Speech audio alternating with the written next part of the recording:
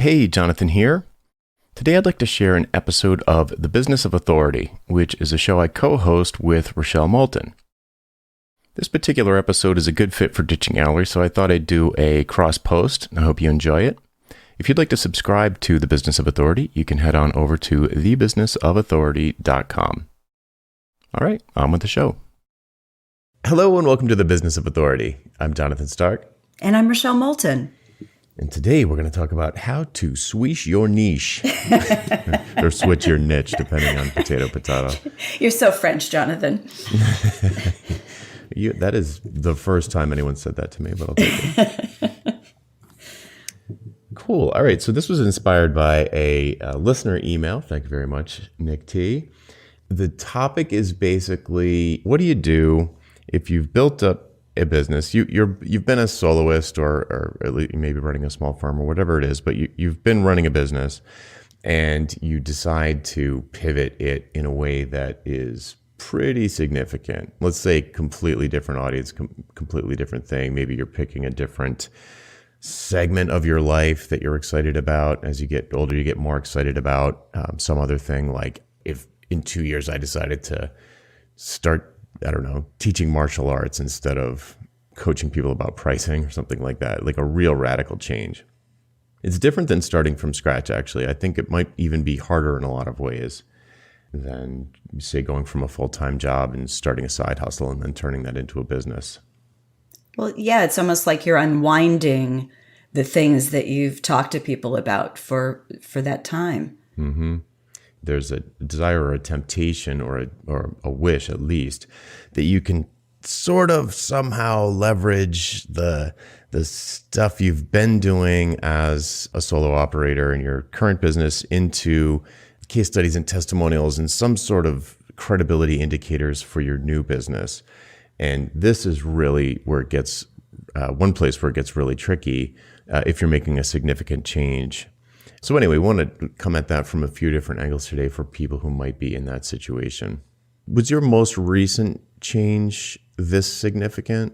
Did you feel like a complete change when you're sort of post-consulting biz? Because you went from in-house consulting to your own consulting thing. That feels like a smooth transition to me. Well, it was a little bit. I mean, not as dramatic as what we're talking about here, because I've been consulting my whole career. So there's nothing really new in my story about consulting. But when I started this business in 2007, the last jobs that I'd had and the last companies I created were all around human resource and change consulting. So it was like big, bodacious change, but it wasn't specific to, oh, let me change your brand.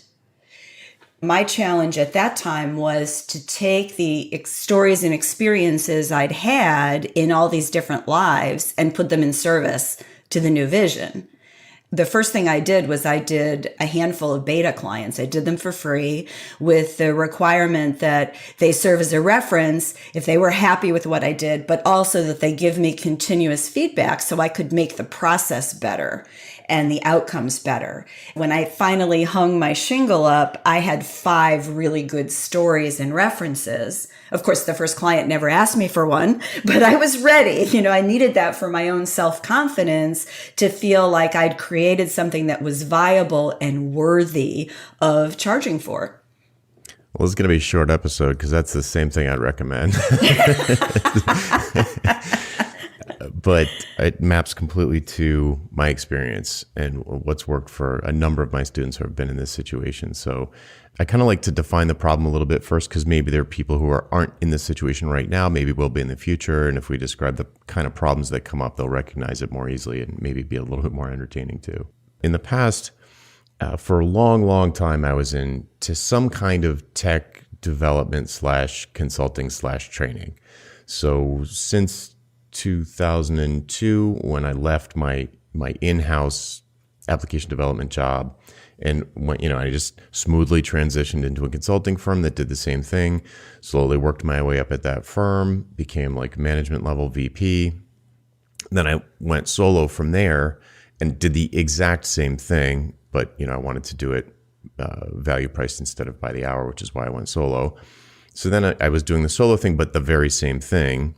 And I had a reputation. I was writing for the magazine and stuff, and that had all happened while I was at the consulting firm. So when I went solo, I wanted to take advantage of that. I didn't want to leave that all behind. I knew if I jumped straight to a brand new thing and went solo at the same time, I was going to be in big trouble. So I went solo first, got my legs under me, which a couple months, few months, maybe a few mortgage payments. And I'm like, okay, I've got this. I did what I refer to as like a half pivot, where I was well known for FileMaker development, which is like a database platform. And I started doing FileMaker web development for the web. And so it was still appealing to my same audience. And then once I felt like that was under control, right around then the iPhone came out, and I switched over to just web for a little while. Then I switched over to like mobile web. And so it was always a progression where I could still point back to jobs I had done previously and in the past year or two, and it still made sense.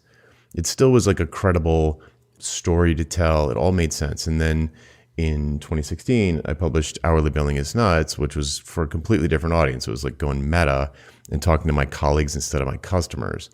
And that was where it got really weird, because I had all of my stuff for my mobile consulting business at jonathonstark.com. And I'd spoken at over 100 conferences, and there were like videos all over the place of me talking about mobile. I had at that time 10 years of tweets about mobile. I was pretty much inactive everywhere, social media except for Twitter, but I had like a huge history of activity in this particular space, and it was all associated with my name. All of this stuff, I was basically like, well, I'm going to have to chuck this all out the window. And what I tried to do was ramp that down while I ramped up a new website, which at the time was called Expensive Problem. Published the book, ramped up the new website. I barely put my name on the website anywhere, and because I imagined that customers would be confused, but because I had existing customers, that I imagined that they might be confused by it, and it did actually happen in a couple of cases where people came across that stuff. Even in the early days, and were asking me about it. They're just like, oh, that's what's going on there. It didn't turn into a problem, but it's like you ramp one down, you spin one down and spin the other one up. And my advice is exactly like yours, where it was like, okay, for somebody doing this, the main thing is like, how do you make a smooth transition cash flow wise financially? That's the thing that's going to kick you out of the game. That's the thing that's going to make you have to go like, get a job in-house, because whoops, I tried to pivot and like it didn't make it. You jump across the chasm and like only make it halfway. For me, that was a really busy year and a half, where I was basically running two businesses at once, or running one and trying to spin up another one. It was all about building up credibility in the new space with the new audience, so that I could tell that story in a credible way and like start to attract leads, spin up the whole marketing thing, all the content, all of that stuff. I'd been blogging about it a little bit since like 2009 on the side, so I had some material to start with. I knew there was interest. I believed in all of it. It was just like, how do I make a living doing this? It's going to be a huge number of small ticket clients, people buying books and courses and that kind of thing. When I first started, I took the consulting model I was using for mobile, and I mapped it as closely as possible product-wise to something in the coaching realm, the price coaching realm. I had been doing lots of monthly retainers. That was my main income with consulting, with mobile consulting. So I was like, all right, what's like a high ticket one-on-one coaching arrangement I can set up that's like a monthly recurring amount? I could probably charge like a 10th or a 20th of what I was getting from mobile, because the nature of the clients was just radically different. But so I need like 5 or 10 of them. So what can I do? So I designed basically that. I said, okay, I'm going to do my exact retainer thing, but I'm going to do it for a different audience, which means it's going to mean a lower price point, and I need to have more of them. So it was sort of an adjustment. When Todd Truster came on a couple episodes ago, and he talked about doing one-on-one coaching as paid market research and paid product development, that was exactly what I did, where I'm doing this one-on-one stuff. I'm testing ideas that had worked for me personally in my situation, but I'm like taking that knowledge and trying to transfer it to people who are in different situations. Maybe they hadn't written a book, or whatever the thing was. They were in a different place. They had different. The point is that through that period, I was charging like, depending on the time, $1,000 to $1,500 a month instead of $10,000 or $15,000 a month per student or client to prove the model, build up the products, and get testimonials, get a track record, all of that stuff. So, including Todd, we basically all three did the same thing, where it was like, go from consulting, pivot, do one-on-one coaching style work or consulting style work while you prove the new stuff. Maybe you do a couple of early ones for cheap or free, which I also did, to get testimonials and just like get the rough edges off, build confidence, like prove to yourself that what worked for you will work for someone else and that you can transfer the knowledge. I was about to say it's a slow road. Looking back on it, it really didn't take that long, but it felt like it took a long time. It always feels like it does. It was a lot of work, and it was doing two different things at once. It was I felt very schizophrenic. It was like I was very split. The better you are, or rather the more you're recognized for the first niche, the harder it is to transition in the second. Right? Because I'm thinking of some people that I've talked to who their challenge was, like one guy in particular, he had 50% of his business was in one area, but he didn't really talk about it much. He didn't do a lot of writing. He didn't do a lot of speaking. He was known for that kind of consulting, but he wanted to do something new. It was interesting because he actually wasn't so worried about the existing clients because he said, they're going to keep coming to me because I'm really good at this. And I'm not going to suddenly stop doing it. So I'm not worried about what they think about the pivot. In the situation you described, you had to worry about it, right? Because you're getting your work from that public persona. There's a lot of information out there and people are finding you because of that. Right. I wasn't getting tons of word of mouth. It was from things I'd done publicly, like speaking engagements. Yeah. Yeah. So I think a lot of it depends on, where you are right now, as you think about making the transition and how do you get your work? And I think we always overestimate how existing clients are going to feel about these shifts, right? We're always so worried we're going to lose them. And it typically doesn't happen that way. They don't even go back and look at your website. They don't care what your message is unless you ask them for a reference of some sort, and then they have to describe to someone what you do for them. I mean, they don't, your stuff is not on their radar. Correct. Yep. The one place where I think it got on my old clients' radar was social media, because I did have people that followed me there, and I'm starting to tweet about stuff, linking. I started a new podcast that wasn't really for their space. Like I have an old podcast that was tech focused, and I was continuing to do it. I still do it, and I created a new podcast that was around ditching hourly billing, and I'm tweeting about it, and they're like, "Wow, we listened to his other podcast, so maybe we should check out this one." And they listen to it. It's like, well, I can hear it's the same guy, but what is this? I mean, just total disconnect. Yeah. There was a while when I tried to have them coexist on my main website, jonathonstark.com, and it just got so bizarre and weird. Like I went on Clients from Hell, which is a really popular podcast and blog for freelancers. It was like part of my new audience. And so like I was going to have this influx of traffic when the episode went live. So like, here's my consulting website. And at the top, it's like, did you hear me on Clients from Hell? Click here for the bonuses that I talked about on that episode. If at the same time I was running some sort of, LinkedIn social media campaign directed at credit union presidents, and they're like, oh, who is this guy? And they click through and like, Clients from Hell, what? Like, what is this? It's just such on the one hand, you just have these two different audiences that don't mix at all. Existing clients, they're not going on your website. Why would they? There's nothing there for them. But the social media did kind of get it on people's radar. And if I had been doing I completely ramped down my marketing pretty much ramped down all of my marketing activities for the mobile stuff. So I wasn't driving people to that website anyway, but I was getting a lot of confusion on social media. Social media was probably the most, the website and social media were the two clumsiest situations. So then I was able to spin up a new website with a different domain name, and I sent all the traffic there for the coaching stuff. But social media, I tried to do that, but people would just @message the wrong account, and I'd be like, oh, could you @message me over there? It's like, it doesn't work. Yeah, It didn't social's work. more challenging. Yeah. So, any advice around that for somebody who's got like a following on social media and maybe isn't as much of a word of mouth type of, someone who's been active on social media who's trying to pivot? Well, I think it depends which platform in social media, because the way you can message people in LinkedIn is different than in Twitter. I mean, you can say it 20 times in Twitter and three-quarters of your followers won't see it. It's more about the story you tell, about why you made, not so much why you made the switch in terms of all the internals, but why you made the switch in terms of your client outcomes.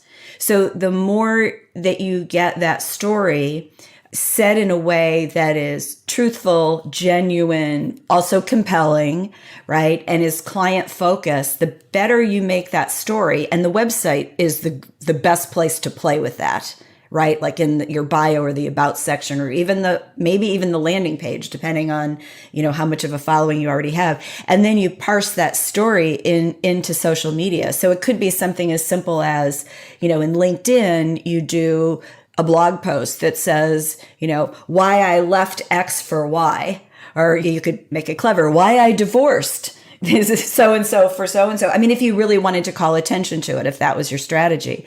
And then you piece that into other places. Like Facebook is a little bit longer form, but casual. Instagram's all about the images. Twitter is technically, you have more than 140 characters now, but it's bite-sized chunks, and it's less about explaining and more about connecting.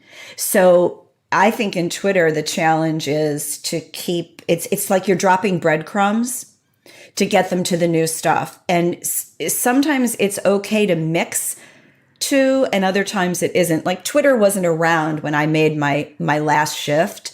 And I don't think I would have, I just don't think I would have mixed it. Completely different audience. I've had clients where we just created a whole new Twitter account and said, yeah, it's a pain in the neck to run too, but until you're fully operational in your second niche, it's a great way to make it clear that it's different, but you have to run those accounts differently. You can't have the same content in both and look like you're the same person. That's just schizophrenic for real. Yep.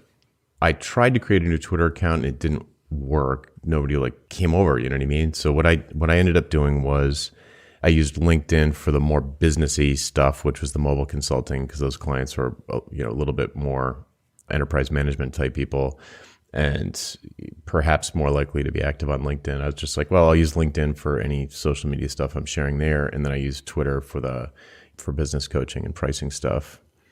And that worked okay for a while. It was still kind of confusing. I deleted my bios on both of them, so it was just blank. So, if people came to it, it didn't give them any kind of shorthand for, like, normally I like to be like XY positioning statement, like I help X with Y, and like be super clear. It just felt weird. I knew people were seeing it and getting confused. I mean, I wasn't imagining it. Like, people were telling me, like, is this the right Twitter account? So I just deleted it. And then what that leaves someone with, the only option is to like actually read the feed and not prejudge it. And then just like, I don't know. So that was the best I could do, but it was really clumsy, the whole thing. I don't know if there's a real smooth way to do it other than the couple of tips we've given so far. The example someone gave us was that, what's on my website feels like it's not truthful. And to me, that describes a scenario where you're making the pivot, but you're creating your website so that it looks like you're fully in. And I think that's when it feels not authentic, because it's almost like the imposter syndrome, right? I've said I can do all this, but I don't have any proof. Or I don't feel confident. Maybe you have the proof, but you don't feel confident in your abilities. I spoke to somebody that way recently who'd learned from a master and was really having trouble believing in his own head that he was ready, right, to take on those kinds of assignments independent of the master. So you have to find that way, not just for your own confidence, but to also build your future clients' confidence in you. I don't think it's your X one day and your Y the next day. There's always a transition. It's got to be in the story. I talked about breadcrumbs. That's what it is. It's the breadcrumbs that you lay. And part of that is the story that you tell about the shift. And there's usually some passion around that. You don't just wake up someday and say, oh, I'm going to start talking to consultants instead of credit unions.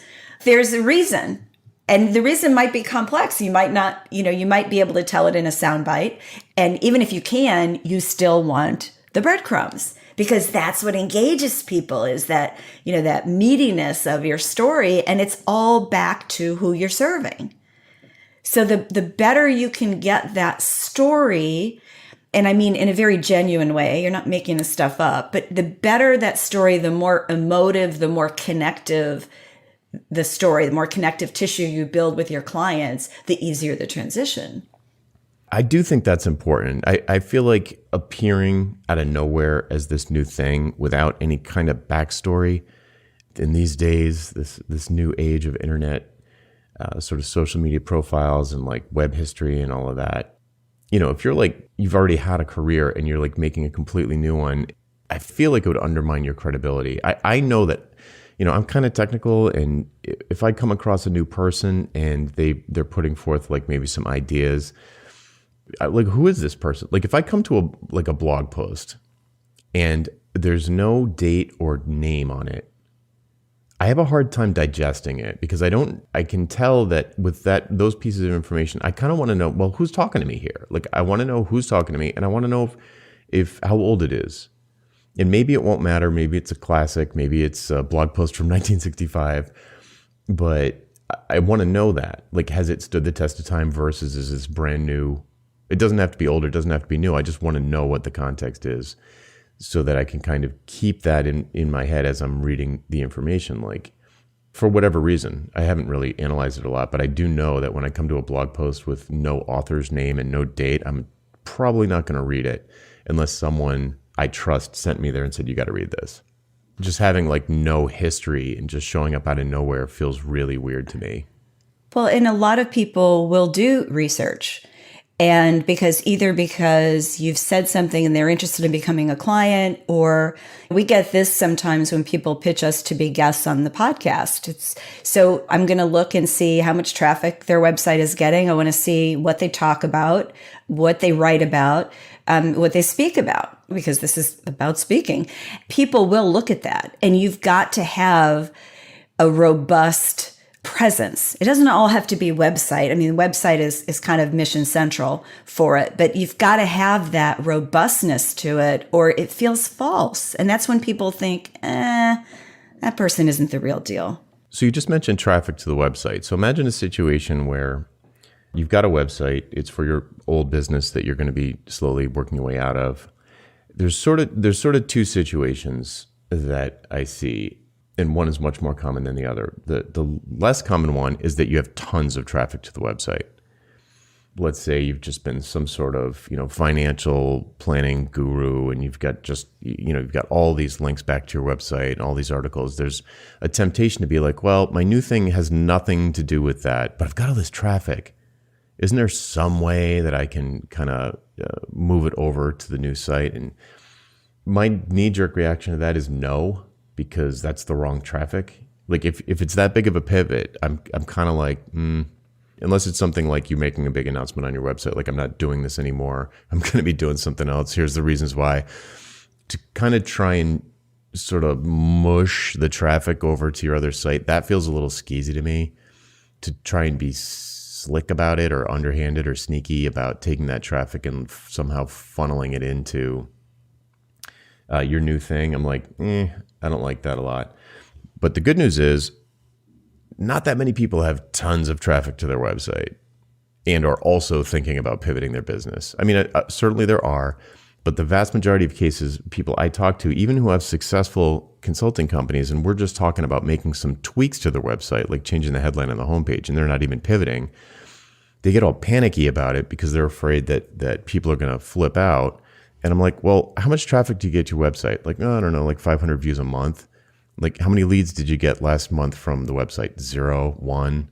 Like, so really what is the risk? Like, you're not risking anything, but people's identity is so tied to their website. And it's like, and it's been the way it is for like forever, with the possible exception of sporadically updating the blog. They really probably haven't changed their homepage in a real long time. And yet somehow they feel like changing it is this very scary thing. If you're not getting that much traffic to your old website anyway, it's not really doing anything for you. And I like it kind of like the way you described it, where it's kind of this playground for you to figure out what your new language is going to be, maybe on your about page. Or I would probably do, if it was me, I would do it on my about page, where I kind of like explored the reasons for the shift and got really personal and talked about those sorts of things.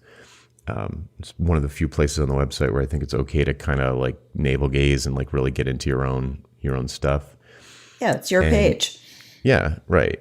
And it's not the homepage. Like, people went there on purpose. Yes. To find out what's going on. Well, I think the other thing when you think about somebody with a bigger audience is that there's a trust issue here. And typically you have a big audience, or you're getting a lot of traffic, let's put it that way, because you're doing something that's interesting. People are clicking on something and you're building trust. And so in my mind, you have that audience. There may be a way for you to take them with you on the pivot, but the only way you're going to do it is by being really transparent. Super transparent. Exactly. Yeah. I agree 100%. Yeah. And I'm sure you've had the same experience where somebody who's a minor internet star and you're letting them into your inbox because they're interesting. They're giving you some value, and then they pivot. And you feel it. You feel like they're trying to suck the money out of your wallet versus trying to help you with a problem. Here's a tip that I think is useful for folks who are overly, I think in most cases unnecessarily, but feel very uncomfortable about letting their existing clients know about the possibility of this pivot or the impendingness of this pivot. And I talked to other people too who aren't sure about the pivot and they want to experiment. Like, it might not work, and they know it might not work. And if it doesn't work in 6 months, they're going to try a different one. And then they're going to try a different one, because they're more entrepreneurial and they're just looking for an opportunity more so than like what we normally talk about. But it's the same sort of question where it's like, how do I experiment with reaching a new audience without completely starting from zero? Is there anything that I can leverage from my existing site, or any background that I can use? Actually, another case this comes up is when people are still working for an employer and they don't want the employer to know that they're kind of experimenting with starting their own things. All of these things, I think, is sort of under the radar strategy while you test the waters might be helpful. And for me, what that means is operating in, I would probably start by just seeing if I can get a mailing list going and spreading the word through email, direct message, private areas, where you get super specific on who you're trying to reach, who you're trying to help, what pain you're trying to help them with, or what your big idea is, like whatever the reason is, and then like what's your promise. Let's say you're a developer, but you want to go into, but you're a gym rat and you go to CrossFit and you think that your gym is just doing a terrible job of marketing, and you really want to get into marketing. And you're familiar with the internet because you're a web developer, you get all that stuff, and you put together like, maybe you talk to the owner of your gym and you're like, what do you guys think about online sort of blah, blah, blah. You have a little conversation. How's business? Are you getting enough new members? Can they sign up online? I notice you can't sign up online. Do you think that would be beneficial? How would that work for you? And you get do a little research in private and put together a one-page PDF checklist for people who run their own gym or yoga studio or karate studio. And like, you've got this little idea, this little piece, and you spread it you back channel it to people and say like, hey, I'm working on this article for people, like you. I'd love to get your expert opinion on, like, does it make sense? Does the wording work? Have you tried anything like this before? What was your experience? And just spread the word via email, direct messages, DMs in LinkedIn or Twitter. You can test that way and see if there's any interest. And then that can lead into, you just sort of like start this teeny little fire and you're like, oh, okay, this is proving itself to be useful. And then you create maybe an email course, free email course based off of it. And like, hey, maybe you like that. Great. Maybe you would like this. If you want to share it with friends, or if you go, you're going to the conference, here's a link that you can share. It's totally free. Don't worry about it. Build up a little bit of a community that you can have a conversation with over email privately. then at some point put together like a sort of a lower rung part, building your product ladder up from the bottom instead of what I usually say, which is the top. So build it up from the bottom, come up with like something that's not super expensive, or I suppose I could do it too, but I would probably go from the bottom. I would probably say create like a report, a white paper, maybe a short ebook, and see if anybody's interested. Talk about it. See if you can get 3 beta customers to do it. You do it for them for free in exchange for feedback on the marketing materials around it, the delivery. See if there's anything about the delivery you can optimize. Then you say, I'm planning on charging $700 for this. Do you think it's worth that? How would you react if this had been $700? And then get a sense from them what it was worth to them. And great, awesome. I'm glad you guys liked it. Listen, could I get a testimonial? If they give it to you, great. When I get my website up, would it be okay to use this? Yes, it would. Awesome. Thanks for that. Do you know anybody else who might benefit from this that you could put me in touch with or maybe introduce me to? All this is without a website. Like, this is all behind the scenes. I'm sure that sounded like a lot of work, because it is a lot of work. But what you're doing is you're basically creating results. You're creating like happy customers from the beginning before you ever have to go public with it. And once you trust that, oh, wow, this could work. I can reach the people. They do value the way that I'm teaching this. They are getting results. And the way that I ask for testimonials, I always want numbers. I don't want like, oh, he's such a nice guy. I want like, this transformed our business. This doubled our leads. This, Right. Cut our workflow, our timeline in half, whatever. What you just described is a lot less work than torpedoing your existing business on a whim to try something new. I mean, right. Yeah. Yeah. So this under the radar stuff where you can build your own confidence, start to get a small audience going, and get this sort of conversation with the space underway. I think it's a sort of side hustle approach, but it is under the radar and it builds that confidence.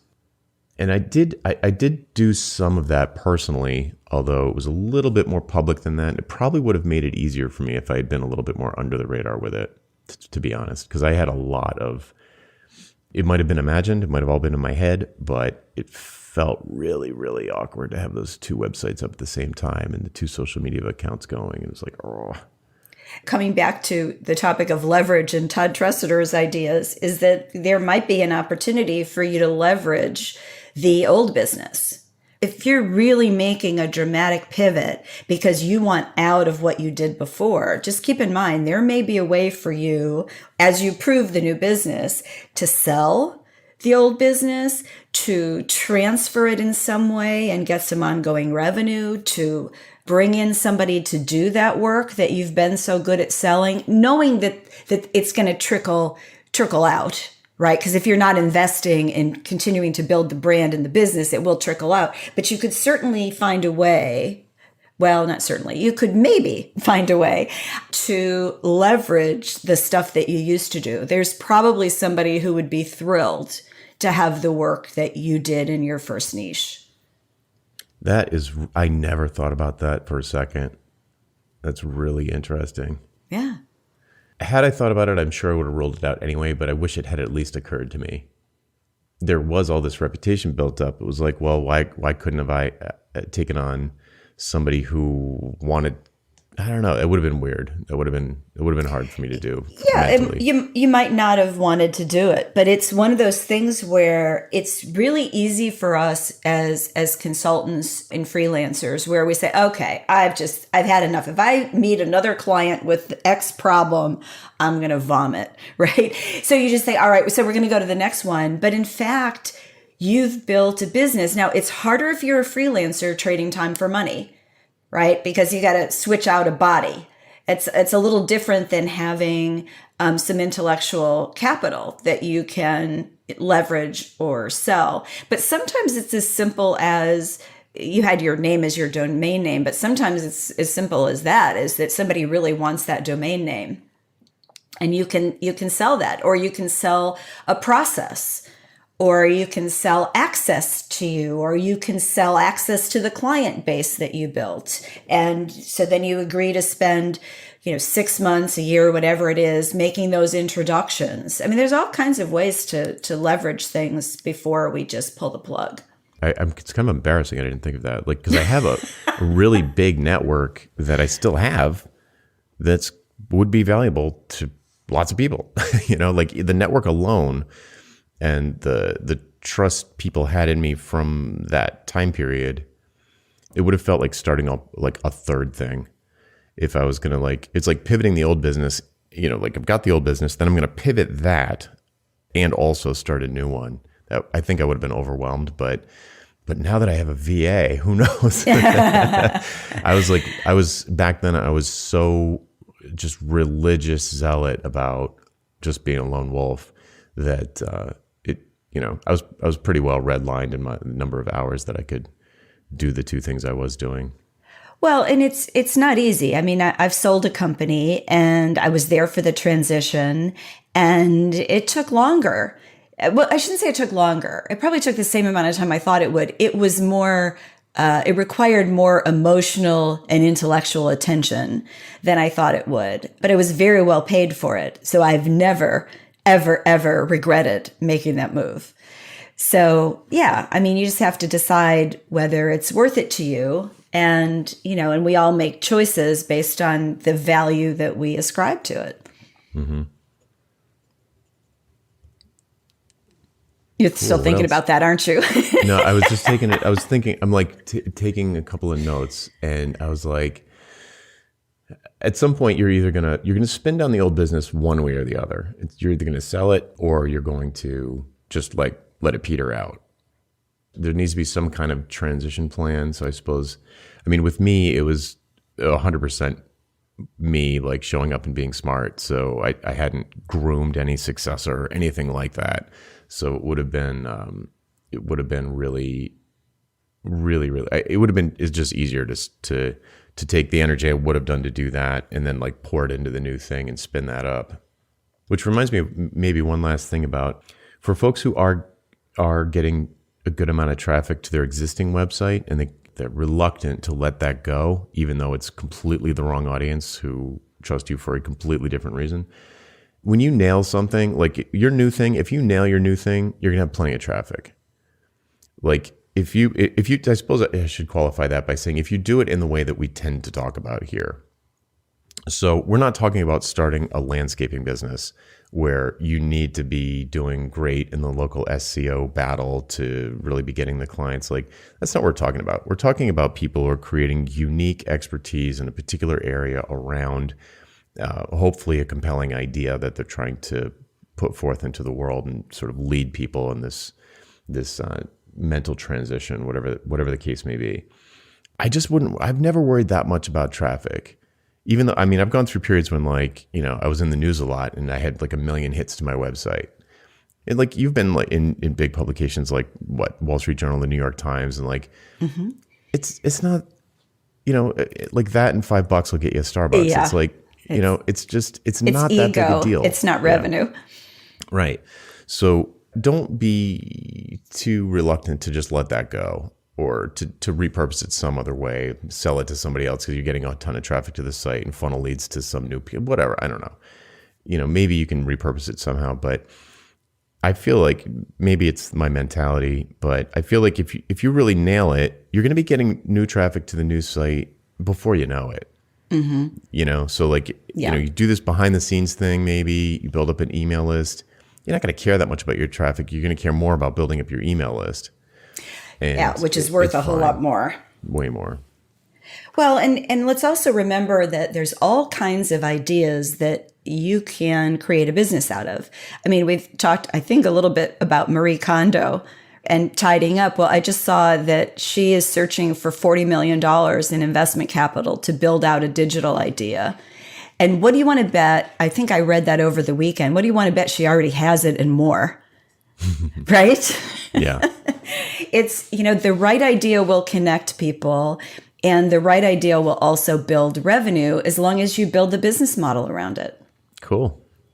Awesome. So I think the moral of the story is that it's probably going to be a busy 18 months where you're kind of doing two things at the same time, where you're trying to keep the lights on with the old business and trying to ramp the new business up, get some cash flow and audience going over there. keep lots of transparency throughout the process, build an audience under the radar. If you're nervous about people, for whatever reason, you're nervous about scaring people off or spooking your existing clients. And then at some point, you're going to sell or ramp down the old business, and you're going to believe in the new model, and you're going to be, it's either throwing off enough money, or you can see that it will be in time for you to not hit the end of your runway. And boom, just like magic. It's a lot of work. Right. It is a lot of work, but it's something that you're going to be enjoying because you have this new idea. You typically have got an energy around it that you don't have anymore, right? For that core business. So, I mean, it's a wonderful journey, right? As long as you're committed and you stick with it. Cool. All right. Do we have anything else on that? No, it's switch your niche. See, I said niche, Jonathan. It's niche. It's niche. I know. So my problem is I had a podcast for years spelled NITCH. So that my mouth just doesn't want to say niche. It's okay. You can say it however you like. I've looked it up. Both pronunciations are allowed. That's right. That's right. You could still say it that way, even if they weren't allowed. I do say tomato. No, of course not. Okay. So that's it for this week. I'm Jonathan Stark. And I'm Rochelle Moulton.